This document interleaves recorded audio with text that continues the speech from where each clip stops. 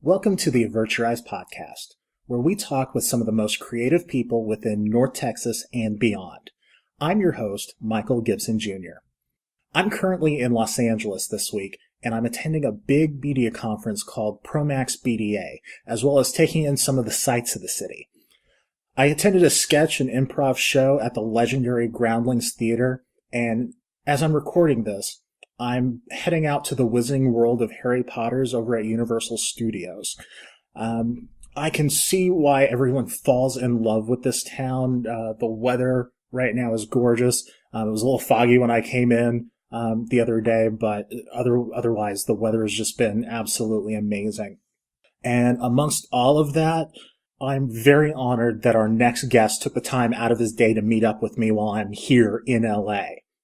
This episode's guest is comedian Carl LaBove. He was born in Fort Worth, Texas, and he will be back there June 8th and 9th performing at Hyenas Comedy Nightclub in Fort Worth. And you can also catch him at Hyenas Comedy Nightclub in Dallas on Saturday, June 10th of 2017, obviously. For tickets or to find out more, you can visit hyeinascomedynightclub.com. Be sure to get out there and support live comedy. Carl LaBove is actually a friend of a dear friend of mine, and I'm ecstatic and honored that he agreed to sit down with me for the podcast.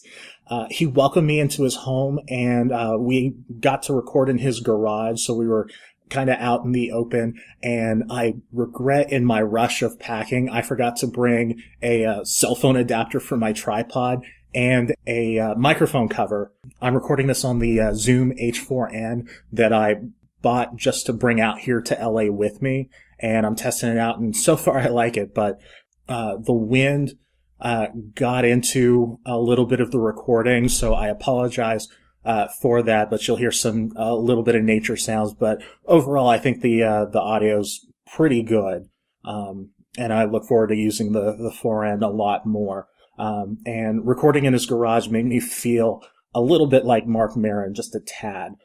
But after our sit down, Carl LaBove played some music that he's been working on recently, and I seriously hope that he considers producing it, because it was really, really good, and I'm not just saying that. But in addition to discussing his love of music, Carl LaBove and I discussed having to fight for your experiences, his journey into comedy. We touch on truth, honesty, how failure can actually be the best thing for you, and so much more on episode 19 of the Avert Your Eyes Podcast. Consider yourself warned. Thank you so much, sir, for sitting with me. Yeah, you're absolutely welcome. Thanks for bringing a driver up on Uber that pissed in my parking space. I didn't mean you didn't do it. But actually, he wasn't Uber, but he was Lyft. But same difference. Yeah. Well, they're not going to be able to run him down now anyway. Right. So you were telling me originally that you were originally from Fort Worth. Yeah, I was born in Fort Worth when it was Carswell Air Force Base. And I moved away because Dad was in the Air Force, so we traveled. And I lived in Guam and Japan and a bunch of other great places. So the full circle of it all is 10 years ago, which would have been, 2007. I moved back to Fort Worth on a lark with a buddy and fell in love with it. So I lived there off and on for 6 of the last 11 years. And now I'm back in LA for a year and a half. What was it like living in Guam and Japan? Guam, I was there for a little over a year, and I was like 4.5 to 5.5. So I just have the memories of black sand beach. Wow. That Dad would take us to. My dad was a snorkeler on his off time, and he collected conch shells, which was big over there, obviously, because the shells got so large with animals inside of them. Yeah. So he collected, and they were all spotted and dotted and lined, and they had lion shells, tiger shells, blah, blah, blah. And my dad liked to collect those, and that's how we spent our weekends, is going to the beach. And I remember being stung by bees when I was on my tricycle. I hit a palm tree, and the tree seemed to come down upon me and sting me almost to death. And it turned out it was full of bees. Wow. So it attacked me as a child. That's, so that's my 2 memories from there. But during my career, I was hired by a New York comedy festival that did a tour called Budweiser's Best of New York. And I traveled with another comic to Guam to perform for 2 nights at the Nika Hotel, which is their biggest hotel there on top of a mountain. And I got to tour the island for 4 days and call my mom and say, what beach was it? And go there and revisit it. So it was like time traveling. It was really cool to be back in a spot, some 35 years later or whatever, 30 years later. Yeah, that's awesome. I'm originally from Jamaica. I was born there, but my parents were from there, but we came to the States. My dad came as a teenager, but he went down, married my mom, and brought me up to Texas when I was about a year and a half, and I've lived. Yeah, that's all you know. Yeah. Yeah. Yeah. Yeah. I love the travel, and I think it stuck with me. And so when I was, when life takes you on your adventure and you end up doing something that you love, it incorporates everything that's probably been pushed into your soul since you were little, which is my dad made travel fun. Japan was a blast. My mom was a worrywart. She worried about what people thought and about traveling and if the kids were going to behave. And I'm the oldest of 3, so I had that kind of pressure. But my dad made it a blast. You were the oldest, youngest? Oldest of 3. Mm-hmm. Wow. Yeah. Brothers, sisters? I have a younger brother, who lives in Fort Worth, and he has tattoos by LaBove. Oh yeah, my buddy Ryan was telling me that. He said he got some of his work from him. Larry's a phenomenal artist. He's done all my work, and everybody. I love watching the comments and people brag on him on social media because he's got his own thing and always has. Yeah. And then my sister is the youngest. Her name's Lily, and she lives in Crowley, Louisiana, and she works for the court system there. But she's also a phenomenal Cajun chef. Nice. So when you visit her, we call it the 5-pound visit because you don't come back unless you've gained 5 pounds. She just puts it all on you, What's your favorite thing of hers that she makes? Well, she can deep fry turkeys and things, which is phenomenal. But it's her desserts that I most go crazy for. But I'm a gumbo freak. Nice. So her gumbos are phenomenal. Seafood gumbo with everything in it. Crab, fish, shrimp, boom. It's, you're laid out for 5 hours afterwards where the body's just trying to break it down, Yeah. Right on. Yeah, she's the best. Cool. And then, you said your father was in the military. Did your mom work? No. My mom's job was to worry. So she had the freedom to do that daily. And, when you get older and you find out the stories of your parents, it's really interesting to see how they were raised, how their parents treated them, and what kind of motivational or positive they influenced them with. And my mom was raised without those things. Her parents weren't motivating. Her parents weren't very positive with her. And so she had a very weak disposition growing up, but she found religion, and for her that gave her strength. And, I understood it as I got older. I didn't like it as a child. I didn't like things forced down my throat. I didn't understand why she couldn't go out and have a good time, blah, blah, blah. But then once you get to know, as an adult, to get to know your parents as an adult, all that information opens up to you. And then you have a clearer understanding that parents aren't superheroes. They're just like you. When you get to that age, you realize everybody's just trying to get by and trying to make that family unit work. And, and the problems they had in a relationship and all that other stuff that are normal. But you don't know that as a child. You just don't understand it. Or, we had a very bad relationship for a very long time, and then we didn't. Then I got to a place of understanding and allowed them to be, both parents, be who they really were. And that was great. That was phenomenal to open that up. Absolutely. For me and them, Definitely. How was it for them when you started breaking into comedy? Were they very supportive? My dad was. My mom wasn't, only because she didn't want me to move away. Because I was her oldest and her first child to leave, / I was also her confidant. And so when I graduated high school, I found that decision, which way to go. A lot of my friends are going to go to a small college.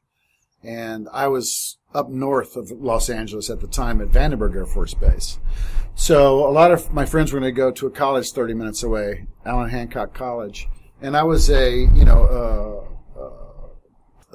typical high school football, baseball player. I wasn't overly talented. So I was going to go there with the other guys that were about the same. They were just, we were a championship team in school and blah, blah, blah. And maybe we'd all continue our education there and continue to play the sport. And then an acting teacher called me up out of nowhere. I had a teacher that did an improv class, an acting class in my senior year. Because my credits were so good, I took that easy class. I'll take that. But I was also class clown. So the teacher recognized the wild energy and me expressing myself through humor all the time and used that and made me the commissioner of assemblies, where I got to do a show every Friday in front of 800 students at the assemblies that you would have near lunchtime. So I wrote the shows. I wrote how the sports teams would come in, and it was great training for me to be in front of people and to try out ideas that I'd have to work on all week long. And it was because of this particular teacher. So just within a month after graduating, he called me and asked me to do a play in the downtown area of Lompoc. And I wasn't interested because it wasn't something I'd ever done. And he just begged me to come in and audition for it. And I did, and I got the role, which was to be on stage the whole hour and a half of the play. And it was the comic relief part. And I enjoyed it so much that after it ran for, let's say the summer, 2.5 months or so, the other actors in the play talked me into going to an acting school here in L.A. to audition for it. And if you were received into the school, then you could go, 4 nights a week, and the opportunities would obviously, blossom. So I talked to my dad about it. My dad thought it was a good idea. And my whole family, my dad's side of the family, they're all very, very funny. And they handle life's pains with humor. And I was raised around that. So it was a second muscle, and I came to L.A. I drove up here twice a week for almost a year. Drove up twice a week to go to this acting schools, and I fell in love with it. And I moved here. So I sold cars. I got a roommate who was one of the other actors in the class. And that basically led me on a path of doing acting for 3 years, then finding stand-up in Houston, Texas. And the way I got there is I did a movie called High Riders. I got in Screen Actors Guild and I made a lot of money for the month I worked. And I went to my father, who had helped me by working an extra job, go to these acting classes, and asked him, what was his bills? What did he owe? What was his credit and all this other stuff? And my dad, it was so funny because he looked at me and goes, son, this is impossible. But I owe $8,000 worth of bills. What he owed on the house and everything else. I'm like, well, I'm going to pay for it. And I paid it all off, and it freed my father. Nice. He was also retired, and the family moved to just outside Houston, Galveston. And he wanted to start a gas station business. So I went down there to help him get it started and help them move. And while I was there, I found stand-up in Houston. The club had just opened, so when I did it the first time, I found what I wanted to do the rest of my life. What was the name of that club? That was the Comedy Workshop in Houston, Texas. And you were saying that your father's side of the family was very funny. Who would you consider as the funniest person in your family? My dad. Definitely. But then I bet my cousins would say the same of their fathers. And I have an aunt who's brilliant too. She's in her 80s now. I just talked to her recently. And, she's quick. She's just quick-witted. So, that's what we were raised around. That rapid fire, be on your guard, even when it's serious kind of vibe. And, but my my grandfather was a real blast. His name was George LaBove, and he mowed grass for 40 or 50 years for the state down in that area. And all of his kids did really, really well, became very, very successful. I have several uncles that were millionaires. And my dad was the brunt, and he wasn't, but he was rich in personality. So every one of them I cherished, and they all influenced me. And they also all played music, and they were Cajuns, Louisiana Cajuns. So they played a lot of accordion, harmonica, a scrapeboard, and guitars. So when I was little, we'd go visit every couple of years because being in the Air Force, you lived in the farthest corners, and to go down to Louisiana and get to be with them and my cousins, and then sit around after dinners for hours listening to music. That just had a big influence on me. So later on in life, you end up becoming a musician, and I have, those things that touch me. Now I want to do that to my friends and so forth. Yeah. Now, diving into music a little bit, were there any other influencers for you as far as music goes? Oh yeah, I can tell you the what you call the aha moment now, but it was in Japan, so it would have been 69 or 70, and FM radio just came out, so everything was safe, especially with the Armed Forces radio. It's like FM, AM. Everything was AM, and all of a sudden, you heard of other acts, you heard of other styles of music, but you didn't get to hear it all the time. And to go buy an album just to hear it didn't work. You had to hear it through a friend or their parents who liked music. My dad loved music, so he had a record collection that was unfathomable, and his styles that he loved were great. So everyone hung out at my house. And one day, me and a friend were walking, and he said something about FM coming out. So we just got a radio and flipped it to FM, and then all of a sudden we were turned on to Crosby, Stills, Nash and Young, and Donovan, and Dylan, and all this stuff that, being in Japan, we hadn't heard yet because it wasn't popular in the Japanese culture yet. And it kind of exploded. So about 10 kids all kind of grew up together at one time, at one shot. We're going to have to wait for Dustin to back in and out here.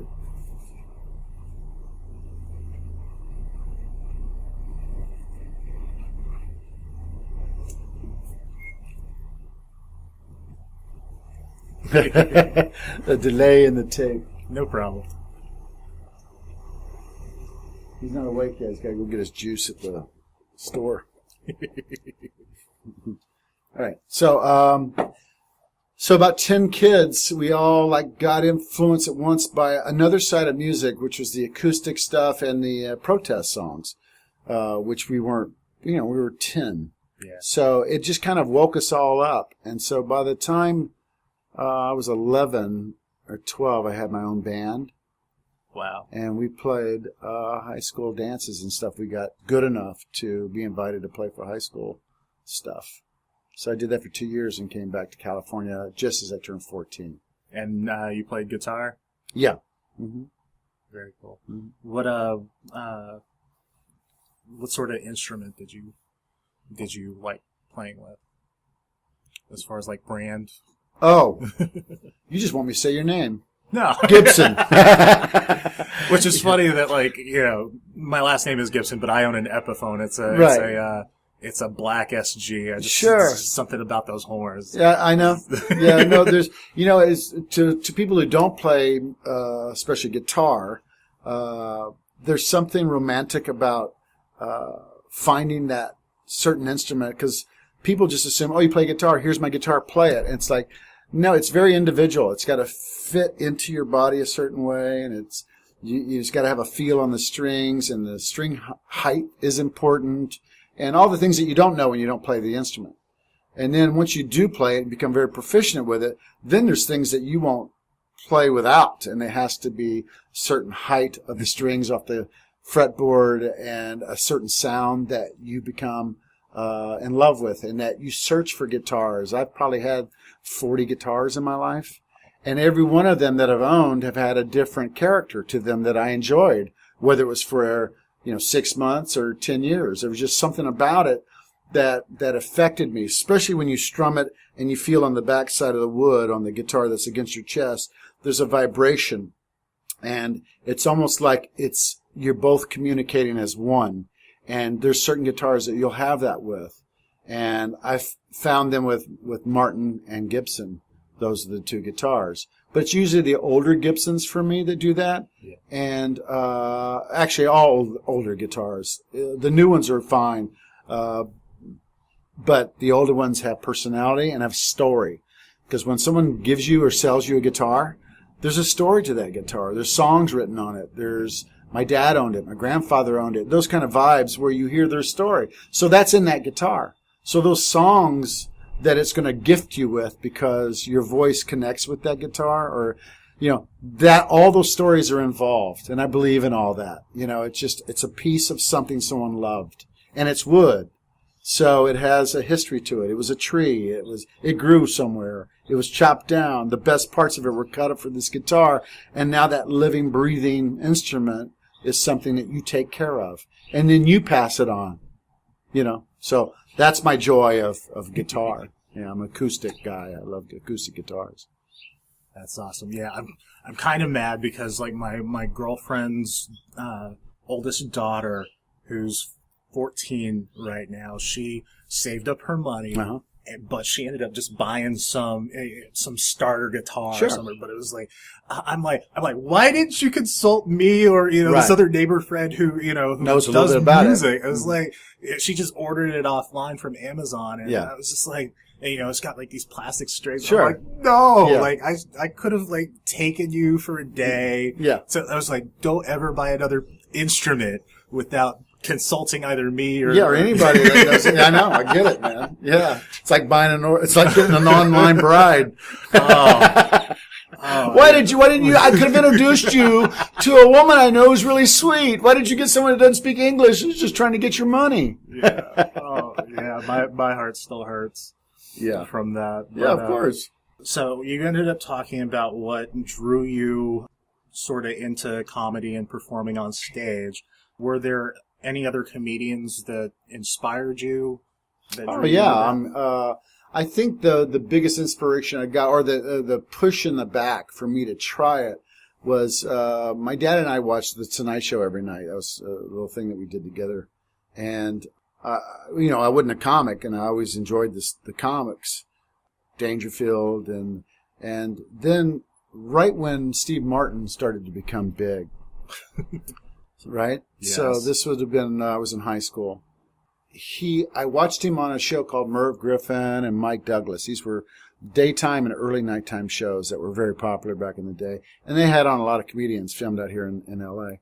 And they had a lot of comedians on. And I saw Steve Martin do a set on one of the shows, possibly Merv Griffin. And then Johnny Carson said he was going to be on the following night a couple months earlier. So I called all my friends and said, you got to watch this guy that I found. His name's Steve Martin. He's really, really different. And so I had all my friends stay home one night and watch him perform. And sitting there in the living room, watching him come out, I couldn't wait. And he was horrible. He came out and he was not confident. It wasn't the Steve Martin I had seen him once before on television. He wasn't confident. He went right to putting the arrow on his head right off the bat, like within 15 seconds. Excuse me, which was his catchphrase at the time. He ruined it. He stepped on it. He threw it out there too quickly. And I was like, this is awful. And here I've told everyone, because I'm the one they trust. Yeah. Either music or comedy. I was the guy that would tell my friends, this is who you got to look out for. And here I am telling all these guys, and he was bombing. I didn't know the term then, but he was bombing. And maybe he did a minute, and I was wanting to walk out of the room. I was so embarrassed for him. That's how bad I felt. And then I saw the curtains behind him start to move. And this guy pops out tied to a chair with a gag around his mouth, and it's the real Steve Martin. And he pulls the gag down. And he goes, he's an imposter! And the guy turns around and runs off the stage, and Steve Martin breaks out of the ropes in the chair and goes, hello, everybody! And goes into his act and kills for 5 or 6 minutes. Wow. Destroys. And as the class clown, as the guy who would just watch comedy his whole life and listen to comedy albums. My dad loved comedy albums, so as far back as I can remember, I was listening to comedy albums. It was like the first time I saw someone break that wall of not just standing in front of a microphone and telling a joke. He was a performer. And it just opened that possibility up to me subconsciously at the time. And then later on, when I started doing stand-up, I never was the guy who stood at the mic and told a joke. I was a performer. And there's a difference. There's a comedian and there's a performer. I became a performer in the world of stand-up comedy. But that's what I've always done. But that's what broke my mindset of how stand-up could or should be. He broke that for me. He showed me the possibility of another way of doing it. Awesome. Yeah. Let's see here. Why do I feel like I'm in a deposition? Thank you, Carl, for that answer. Let's see here. It says here that in 1974, you... That is not true, Your Honor.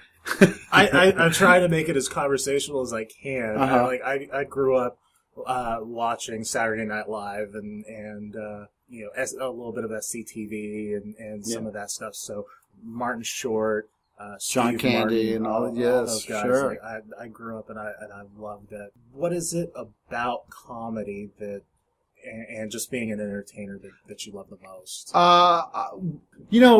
There's something great about creating, and especially when no one else can see it but you. And it's just an idea. It's just a viewpoint. It's just an observation. It's just something that comes only from you. And you will bring that observation up with friends, and they go, "Oh, that's stupid," or "I don't agree with that at all." Or if it's a conversation. But if you put it in the context of entertainment, and you put that same question into a character, or you put it in, where it's somebody can watch it without judgment, because it's not aimed at them as a question or asking them to stand up for their rights of what they believe in some kind of situation. You can make fun of anything using humor and leave it up to the viewer to make his decision or her decision on what they think about it.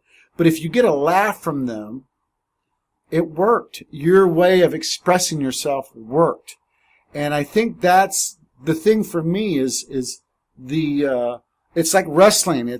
You're going up against something and you're using your moves that you've either created or have been taught to you, and you're putting your twist on it to try to get an audience in a submission hold so that they, instead of being held down their back, they're giving you their laugh. And when that becomes a constant, when you've proven that you can constantly do that night after night after night after night, then you become very proficient at your particular art, at expressing yourself in a way that people understand. And I think that's the journey, because as you know, in the beginning of doing any art form, you're usually not good out of the gate. You know what I mean? Yeah. Like anything, you're not great at your first day on the job. And you have to be taught by your superiors how to do your job. And you learn it through experience, day in, day out. And you screw up, and they go, "Don't worry about it. Come on, you've only been here a week." Blah, blah, blah. It's the same with the arts. Because you go out and you do, for me, to do stand-up every night. You learn from those things you wrote during the day that you sure do hope they work, and you sure do think they're funny in your mind, because you see the results in your head. You see the story being told, and then you see the results, and you're creating that vision so that you can go then relive the vision. It's waking up and creating your day. It's the same mindset. And to be able to do it and then have it not work out, then you learn the whys. And failure is the best thing that can happen to you along that road, because that's never going to end. It'll just become fewer moments that you'll live where it's a complete failure. Parts of what you're going to express might not come across the way you wanted to say them later on.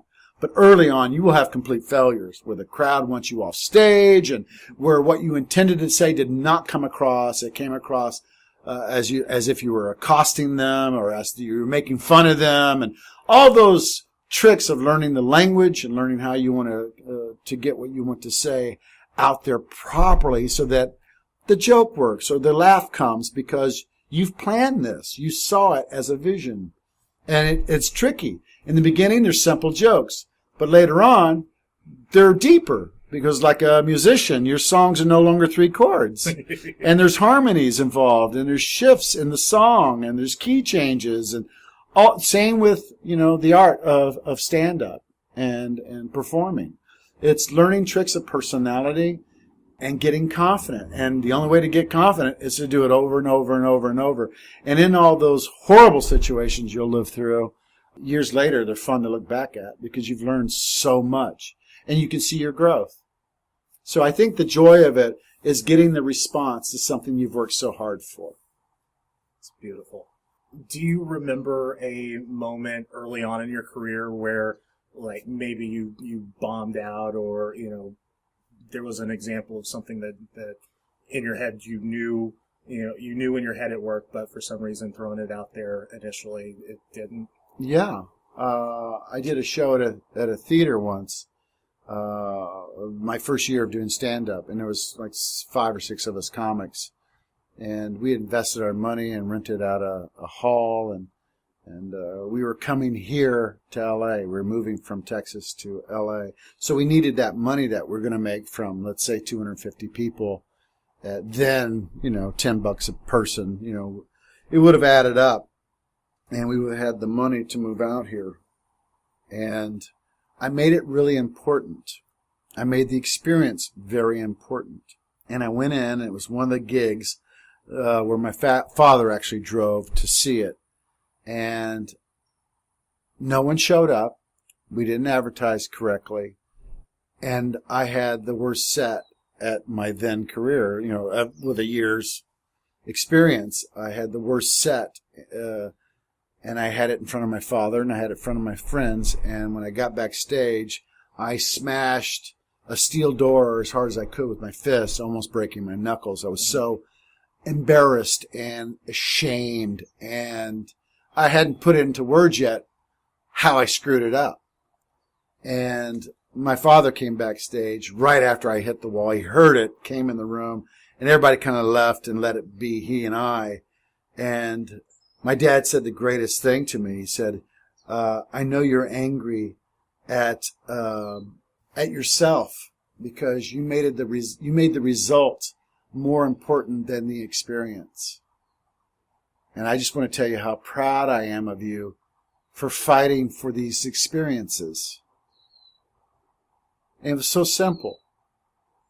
And it calmed me down. He respected me for going for something. He respected me for my failure because he knew what I was trying to get to. He knew what I wanted to do. And he understood that as a father and as a man who had had his own failures. He understood that. And he was respecting me for it. But that first sentence, that I had already made up my mind how it was going to turn out. And I wasn't in the moment of it. I was going to make lots of money. We're going to move to LA, and all I had to do was go out there and kill. And I wasn't in the moment. I didn't go out there accepting the fact there was only so many people there and dropping what I had planned and playing with that. And just, we already lost. We're not going to make the money, so why not make this fun? Yeah. I didn't do that. I was so angry that I stuck with the script, and I went out and did my script. And of course it was going to bomb because I wasn't communicating with the people that were in the audience. I was performing at them. I wasn't with them. And there's a difference. So my dad's simple statements always resonated with me. So even now, when I go out to perform on stage, just before I go on, I do like a little meditation thing where I let everything get very, very quiet in my head. And I get rid of expectations. I get rid of somebody's in the audience that may do something for you that's here from NBC and all those things that do happen to you along the way.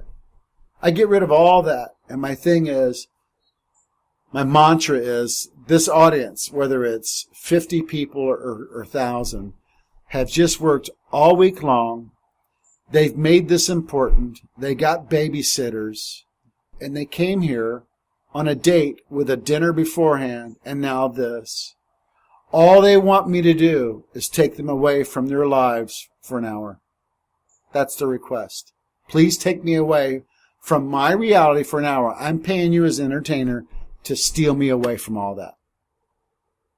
And if I can get all that in my head, meditate for that moment, and make it that important, I have the best shows of my life because it's no longer about me. There's no ego involved.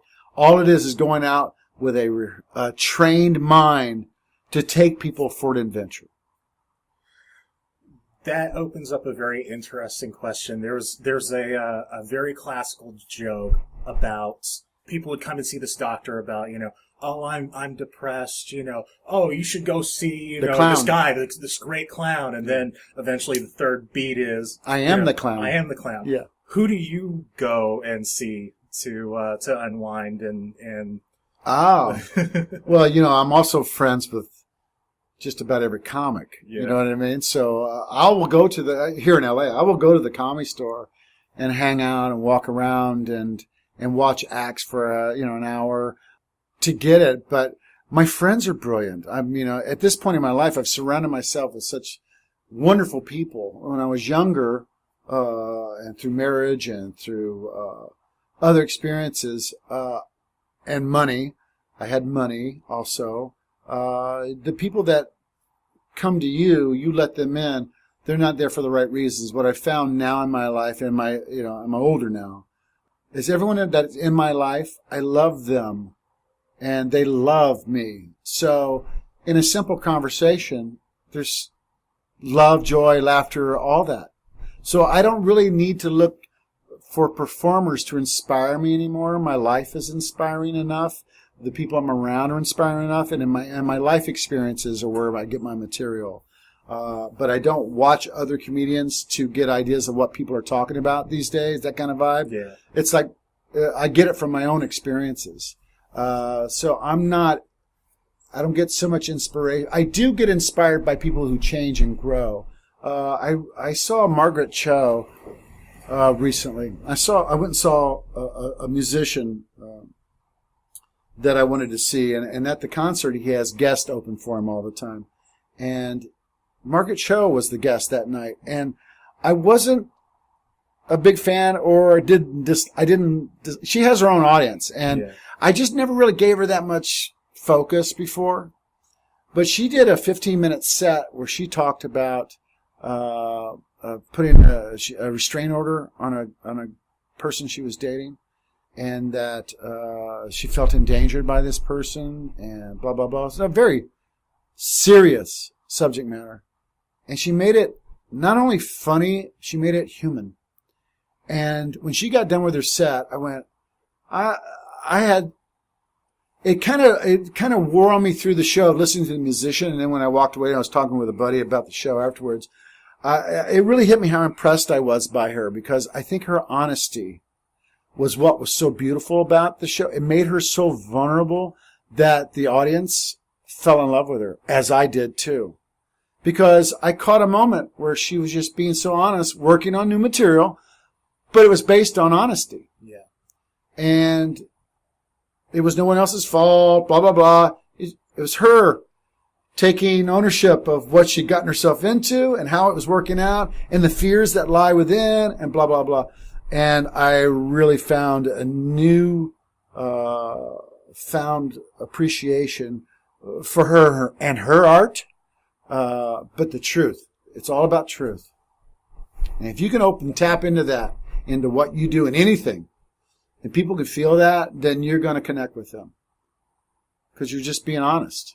Even though you're using the tool of music and or comedy to entertain them, there's the segues and the parts where you're not doing a joke, where you set up with the truth and you tell a real situation. Then the humor will come from your reactions and others' reactions from that. And that's where you grow. So, that really touched me. And from, watching someone I'd never really seen live, and only seen what we all do, something on TV, which is, tapered down anyway, because it has to be for television. But to see someone live, that's, it's all about live shows. You want to see somebody be themselves and share with you an art that they hold sacred and that they love, and that they'll be their best. It's a live show. What makes you laugh? Politics, people getting, not politics, but the people getting revved up, so revved up. I don't feel like I belong to any group. I feel like I'm here watching some kind of reality. I've never been a part of a team where it's like, okay, if you believe this way, no matter who's running, you have to follow them and support them, and you have to berate whoever's not. So I think it's hysterical. I watch YouTube videos of all this going on with Kathy Griffin and all this other stuff, and it's like, it's just nuts. It's nuts that people are willing to kill over it or beg for someone to be killed over their belief systems, you know. And we're all in here in this one lifetime, man. You're either going to get months, years, 40 years, 100 years to live here. Yeah. And then it's over. You'll never remember this again. So to watch countries and the way that we're given almost this kind of information to make another country an enemy, and those people are evil and they're of the devil, and then you create this whole thing that we ought to kill them, and then that country over there showing only their people certain videos that they're allowed to see that the state controls, where we are going to go over there and we're going to kill all their people and take all their women, and then we want to kill them, and then you create this divisiveness of all this. And in reality, if you've ever traveled anywhere in the world and you meet somebody, if you're just honest with them, they're honest with them, and you get into a great conversation. Normally you eat together, and then you meet their children who they love and want their children to have a phenomenal life and want to be free of tyranny. And that's what you want for your children. Isn't that something? And next thing you know, you bond as humans. You bond as people. And I think the internet opens that up, and you can talk to anybody in the world. But to be in these situations where you see people willing to fight to the death and give up their lives and to take away someone else's freedoms because of their belief systems, it's hysterical. It's funny. It's funny, but it's so sad at the same time, too. Of course it is. To see people just, like, you know, get so vehemently upset over, you know, trivialities. Sure. You know, it's you know, on both sides, it's appalling. People forget to listen to each other. Yeah. That's all it is. It's just a conversation. You don't have to threaten death. You don't have to boycott. You know, if you don't like someone's statements or where they're coming from, then you just don't listen to them. You surround yourself with the people that challenge you. Yes. Not the people that you like to listen to, the people that challenge you so that you grow from what you believe in life. That way you're constantly growing.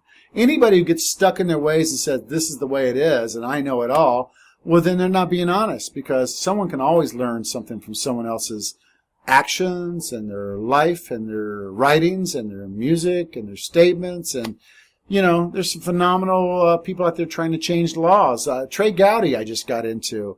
And it's not, I don't care about which party he's from. He's a phenomenal person to listen to. There's many, many videos to follow him on, because he's a good gentleman. He's very classy, and he knows the law, and he handles himself with such class that he knows the language so well that he's interesting to listen to. And I love watching arguments. I love when they're done well. You know what I mean? Absolutely. Whether it's science and whether it's politics, I just love the argument, especially when people can communicate it. Yes, I used to have some friends in high school. I was more friends with this one guy, but this other guy, I was always kind of the contrarian, because, like, even if I played the devil's advocate, absolutely, yeah. And it frustrated him to no end that he would believe something, and I would just and I would just, for the fun of it, just argue the other point. Yeah, and you know, it's a great exercise. It is an absolutely amazing. Improvisationally, it's a great exercise as a person to stretch your mind so that you're not just buying everything you hear because you like a political party or you like a station, or, you know, whether it's CNN, ABC, news, or what, you know, instead of buying everything all the time, you can now go look it all up and then find other people who talk about the same subject matters and then dig into that wormhole, where you follow that wormhole through the internet to where you end up finding people you really like or are challenged by. And it's all about articulating your point of view and learning from it. And to watch even the best go, I thought I knew it and I didn't. And I've learned from this experience, you know. That's great. But I laugh at that stuff and guys who challenge police officers in front of the police stations. I think that's funny too. I understand challenging the police officer in being pulled over and for a ticket and then taken to court and challenging there too. But to go where these guys are and just walk around till they come out and then purposely try to humiliate them by knowing the law better than them, I'm not sure if I agree with that yet. You know what I mean? I understand auditing and making sure that your rights are preserved and that you have a constitutional right to film and to be in public and those kind of stuff. But I can watch that all day long because there's idiots doing it too. You don't go to a crime scene to challenge a cop on your constitutional rights. You know what I mean? So it's just that kind of stuff I enjoy watching. But there's some brilliant people in that field too that have got my attention. Definitely. But I laugh watching that stuff. What's the most memorable experience that you've had performing? One of them would be performing. I opened for someone at Harley Davidson motorcycle convention in the late 80s, last part of the 80s actually, I think 88 or 89 probably. And I went to a outdoor concert to perform, and there was something like 30,000 people there. Wow. And I've never been more petrified in my life because I had to go on first, the Christian to the Lions kind of vibe, And and of course I had learned by then to be in the moment of it, and I went out and had the greatest show of my life in front of that audience. I was free. I was thoughtless. I didn't think about anything. It just came to me as if there was a script, a very formal, informal, and natural voice inside me that kept coming out every time I opened my mouth. It was almost like I kind of lifted above myself and watched me perform as I also looked at this audience. So it was a surreal feeling, a surreal environment where I got to live out a fantasy, a Woodstock vibe, and not being the star of the show, but being received as one when I got done. Like I won over 40,000 people. And they made sure I felt that. And that was one of the best experiences of my life.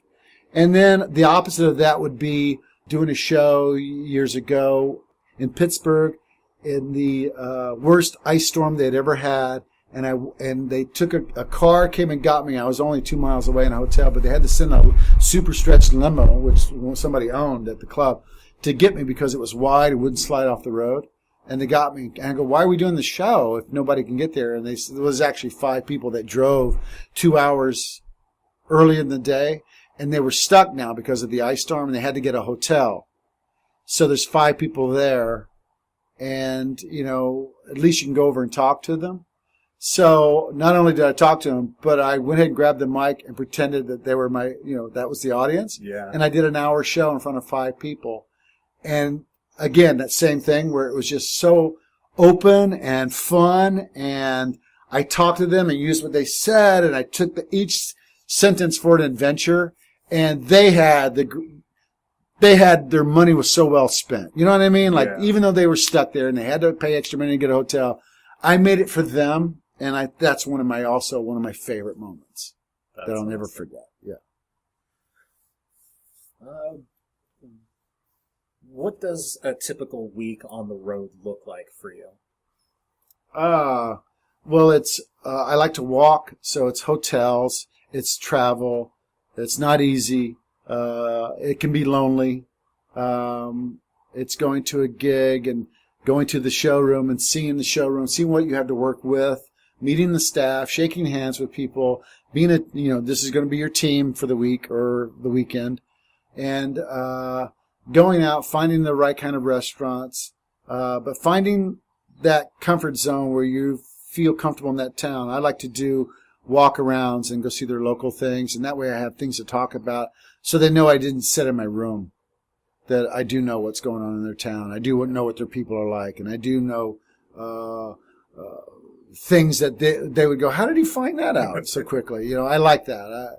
I'm a guest in their city, so I like to experience their food and their company and and things that they do. But I also, as you know, being a guitar player, just as the other thing I do in my life, which I don't do in my comedy, but I respect it so much. I find mom and pop guitar shops and music shops, and I like to hang out during the set. If I can go play guitar for an hour somewhere, my shows are always great because it's almost like I got something out that day. I got to express myself in another way. So I love finding music shops, and not just guitar centers, but mom and pops, where they put their heart and soul and their money into a business they believe in, and find really great instruments that you wouldn't find at a normal store. Yeah. Awesome. Do you have any advice on touring? First of all, be true to yourself, especially performing wise. The advice would be to do things that you think are funny, and stick with it and let it grow and let it, like a flower, let it grow. Don't give up on it because you're not getting the immediate response. Because, if you can see it in your head where you want to go, or if you can see a response that you're trying to get, then you have to work for that. And don't give up just a couple times in that you haven't gotten that. If I'm not going to get it, then I'm going to quit. It's like, well, it's out there. You just have to work toward it and train yourself how to get there.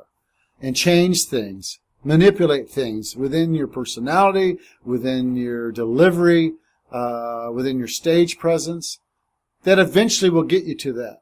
It's the hard times of growing toward that. That's the hardest. That's where people give up their dreams in anything. Once they realize how hard it is, a lot of people give up. And if you can be destroyed by the word no, or you're not welcomed, or if you can be stopped, then you should be. That's what those people are there for. They're guards to your dream. And if there's someone, whether it be a city, an experience, an audience, a club owner, a friend, if somebody can stop you from your dream, then you're not supposed to have your dream because it worked. But if you can fight through all that, drop those friends, learn how to shake hands with the club owner and disagree with them, but still do what you do. If you can go work a city that you bomb at all the time, for some reason that city doesn't work for you, and you don't seem to be able to communicate with them, and you keep fighting, eventually you win them over because you win yourself over. You change and grow. So my advice is always, don't let no stop you. Figure out how to get through those times when you think you're going to give up. Find a way not to give up. Because you're surrounded by people, most times in your life, that had to give up for whatever reason. They're secretly egging you on to go forward. Or, when they challenge you, you're not going to make it. I don't know why you're doing such a stupid thing. I tried it in my life and it didn't work for me. Well, then there's their statement. So, battle through that. Which is such a sad thing because, I wish more people... Everybody has a dream, and it seems like more people than not have something that they wish that they Everyone's would have tried. Special, Everyone has something in them that makes them totally unique of someone else. Yes, we all have meat on our bones, but inside of our spirits and our hearts and our life experience, there's a person that now has that to give to someone else. That experience, that mind, that kind word, that hateful word. It's all in there. And you can change people's lives by shaking their hand, giving them a look, and saying one thing to them, I've had my life changed many a times by somebody saying one thing to me. Because I heard it. Yeah. It resonated, I wasn't looking for it. I was anything but looking for it. But I heard it. So that's special for someone to be able to give that to you. Whether they're a special person every single day or not. Everyone's special. Everybody has something within them that can help somebody else. And when you're not open to that, and when you're not listening, or if you're not giving, when you feel to say something, then you're stopping yourself from being the wonderful potential that you really are. A lot of people die. You ever heard of the Walking Dead? Yes. They work the same job forever. They've lost a lot. They have, they're in a dead marriage. They've allowed it to die. They won't fight for love. They won't fight for it because they got sick of something somewhere along the way and they turned it off. I've seen those people come back to life. You know what I mean? So possibilities are always there for every single person. And to be able to open yourself up enough to hear and listen and to give makes you unique. So if you can be stopped from giving all that I just said, then I'm sorry. But you have the potential to not be stopped by it if you just believe in yourself. How do you define happiness? Probably still tied to that last statement, I would imagine. Happiness is waking up every day, creating in your head what it is you would like to live out and how you can live it out, even when you have nothing. How can I create a day where I accomplish maybe one or two things that will make me feel good as a human being? Whether it's helping someone else or slowly helping yourself by doing one thing each day that within a year will get you closer to your goals.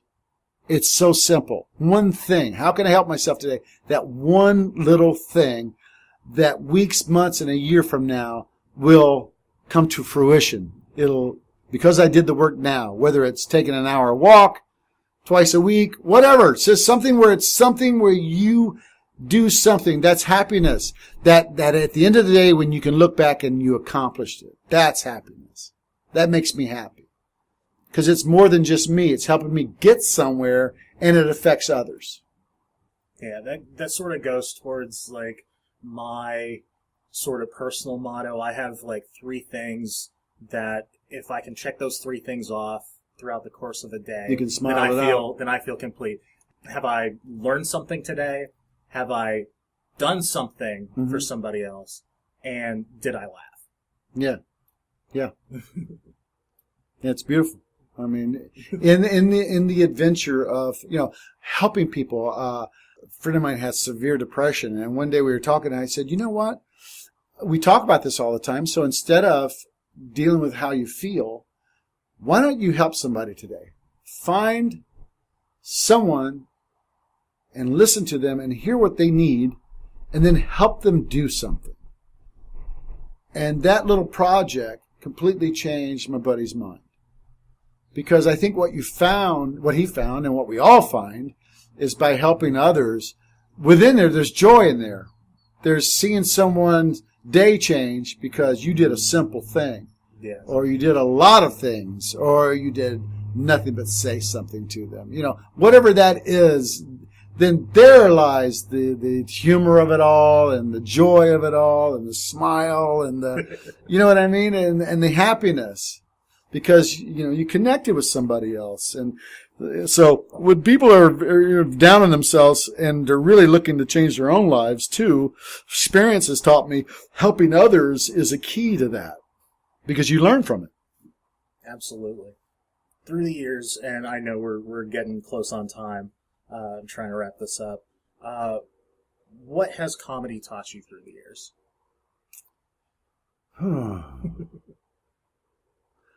Yeah. What has comedy taught me? I mean, the experience of being a performer, or just the response of laughter? I mean, what is it about? You mean doing this as a career?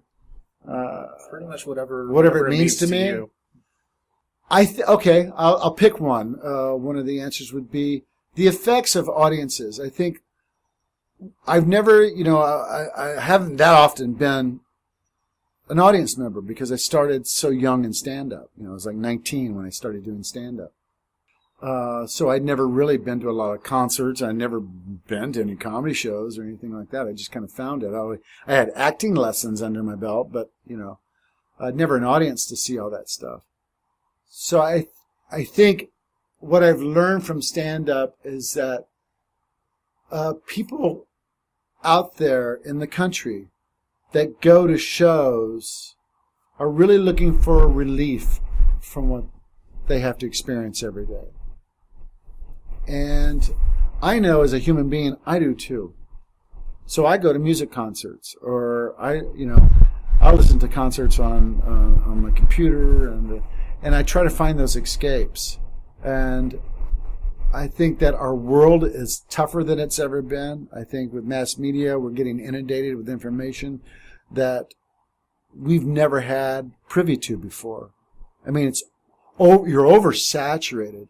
You're constantly on something, and you're constantly listening to something, and you're constantly checking something to see if someone liked what you said, and you're looking for likes on your post, and you're looking for viewership, and a lot of it takes up so much of your time. I mean, you've lost a phone before for a day or two. Yes. Oh my God, you fall apart because you constantly have to respond to someone instantly all the time. And I think what I found from stand-up is there's a place in that moment where I perform and where they listen, where all that's off. And there's a beautiful silence to it, even though things are being said. So I think that what I've found is my safety is the stage. My real life isn't going on around me and inundating me for that hour. And their real life is not going on and inundating them right there while they're there listening. It's the same thing as with the Greeks and everything else. It's that moment of people coming together just to trade off for a moment. Take me somewhere because I'm willing to go. And I'm going, wow, you guys are pushing me to places I've never been before by being so open. So there's that trade-off. It's a wonderful trade-off. I've learned to trade off, listen, be in the moment, which I wouldn't have learned doing anything else, I don't believe. And that living in the moment is something that I've learned through the years of studying improv. Mm-hmm. That's one of the more... It's the key to improv, is listening. Listening and if you're not listening, then you're in the moment. Then you're not in the moment. Right. Because you're pre-planning something from the very first word that someone says to you in improv. You're pre-planning what you're going to do, and you're not hearing the rest or even seeing what they're doing physically, that you can then, if you're in the moment of it, you wait till they're done, and then you explode with the responsive experience in that scene, by hearing. So that works in life, Yeah, It changed me. I did improv when I first started stand-up, when I was in acting classes, and I loved it. It opened me up as a person. I sold cars every day, so if you weren't listening, you know what I mean? I was horrible. I was a horrible car salesman. But I became a personality through it, How do you define success? Well, I've had money, and I've been totally broke. I have begged people to help me pay for things in life, like food, and to let me sleep on their floors. And I borrowed a car to sleep in it.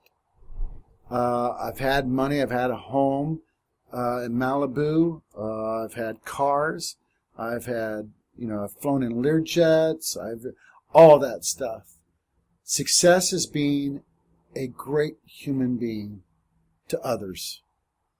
I've met the biggest assholes ever, and they were the wealthiest celebrity stars, and I wanted to meet them. And they were fucking jerks as people. They were just the worst. They were entitled, they were gross. And then I've had a homeless person say the kindest thing to me that changed my day. So success to me is being a good person. It's not money. You can win the lottery and all your bills will be paid, but you're still going to be a person. What kind of person are you going to be? Is it probably going to be the same person you've always been? A buddy of mine says that like money, like something like winning the lottery, only amplifies the sort of person that you initially are. Right. I mean, to be a giver, to love your friends, to be great with people that need your help, whether it's, psychological or physical or whatever it is that you're doing, just to reach out with a hand. To me, that's more glorious than anything. Of course, we all want to be wealthy. We all don't. It's not about wealthy. We all want to not worry about bills. But you know what? You're going to go through times where you are going to. And the only way to get through that is by being a really good person and other people spotting that and giving you a break. Because when you open a door for somebody, it changes their life. Well, How many times you needed a door open for you? So if you're a really good person and in some way you're giving this and the word gets out and people are mindful of you and they're hey, you know what? I'm remembering something that Michael said or did for me one time. And, now that I have the opportunity to open that door, let's open that door to him. You know what I mean? That's all it is. It's communication and people and shaking hands and being a decent human being, and it kind of works out that way in a good way. And then lastly, what advice would you give to somebody pursuing a career of entertainment? Well, you got to try it if it's something that's you want to do. You got to try it. And there's going to be guard keepers. And they're going to try to stop you. Or religious terms, the devil's going to try to stop you. In other terms, it's just the way life works. Isn't it funny how when you get a vision of what it is that you want to do in your life, well, everything falls apart around you. Marriage falls apart, and your car breaks down, and someone you love dies, and I mean, it seems like anything that can stop you just comes right at you. I have a friend who's a monk, and just recently we were talking about mindset and meditating, but not sitting down on the floor with your fingers crossed and meditating, but putting the thoughts of what it is that you want to accomplish and walking with those thoughts so that they're even in your subconscious and you even sleep on these things. And it's like a walking meditation. It's a thing that I practice, and we were talking about it, and he was talking about clarity, and that when you're very clear on something, and when you daydream about it, and when you fantasize about it, and you start to create the dream of what it is you want to do, be very aware that the same elements that you're creating with in a good way, there's elements out there that hear that, and the universe tries to stop it too. It's so uncanny. Like there is the yin and yang of life, It's just yin and yang. We all experience it. So as soon as you declare what it is, then somebody else or something else declares you're not. So I would suggest anyone going into any business for themselves, any endeavor, is to be aware that the battle is getting there. But the greatest journey of your life is also getting there. You're never going to learn more about life than the failures you're about to experience. Those failures turn you into someone who's either going to live their dream out or quit that dream and do something else with those lessons learned. What you think is your dream can sometimes turn out to be the place where you went to get your lessons. But then you apply the lessons learned, and all of a sudden you become a phenomenal businessman and something else altogether. You become a phenomenal person with human rights. You become someone who goes to other countries and does something for people who are disadvantaged and can't. I mean, you never know where this is going to take you. My suggestion is, if you see a door you want to go for it with all your heart. Find a way to get that dream started and not worry about where the road ends up. Everyone wants to be the greatest celebrity in the world, whether it's a singer or an actor or whatever. Everybody wants that, so go for it. But also be open to where it takes you. Listen to yourself as you journey, because that journey can open so many doors. Every time a door opens, take it, because you never know where it's going to lead you. That's what I would tell somebody. It's beautiful. And that'll be $60. What? And kind of my last question. You already said the last question, so this is an extra. Yeah, this is an extra part of the DVD.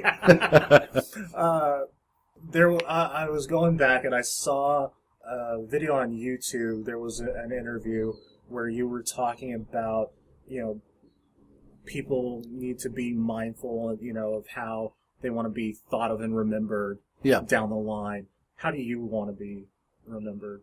I've thought that over. I have no control over it.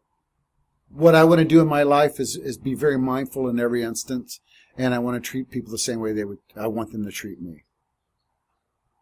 So whatever, it would be ego-driven to say what I hope they say about me. You know what I mean? Yeah. So I don't think that way. That'll happen. It's going to happen to all of us, by the way. Yes. It's going to happen to all of us. So I wish they said, "Oh, did you hear he's coming back from the dead?" That would be kind of cool. Yeah, I just got a notice. Yeah, he's coming back. They're allowing him to come back. Yeah, he gets another 100 years. He gets what? Another 100 years. Well, cool. Yeah. Well, thank you so much for being so generous with your time. You're welcome. I mean, your phone call got me. You're a friend of a friend, but I also realize that you really love what you do, and that comes across in the conversation. So, of course, how could I not? How could I turn you down, man? You're an artist. Thank you so much, sir. You're quite welcome. How amazing was that? That's the podcast. Thank you again to my guest, the incomparable entertainer, Carl LaBove. You can find him on Twitter at Carl_LaBove, and that's LABOVE, and on Facebook by searching Carl LaBove, where he will have info about some of his upcoming shows. And again, he will be in Fort Worth and in Dallas, June 8th, 9th, and 10th. I will also have links in the show notes for episode 19 of the Avert Your Eyes Podcast, which you can easily find by visiting the website avertyoureyespod.com. There you will find everything you need to subscribe to the podcast, with links to iTunes, Stitcher, TuneIn Radio, and Google Play. Or you can also leave a comment or review, like the one we received on Instagram from Sarah Winterbine, where on the post for episode 17 with Daniel Sunshine, she states that she loves our vibe. Thank you very much, Sarah, for your kind words. I'd also love to hear from you. Let's keep the conversation going online via Twitter by using the hashtag AYEPod. What's one of your dreams? Another way to help the podcast is by taking a very brief listener survey at survey.libsyn.com, and Libsyn is spelled LIBSYN. Again, thank you so much for listening. I'm Michael Gibson Jr., and until next time on the Avert Your Eyes Podcast, consider yourself warned.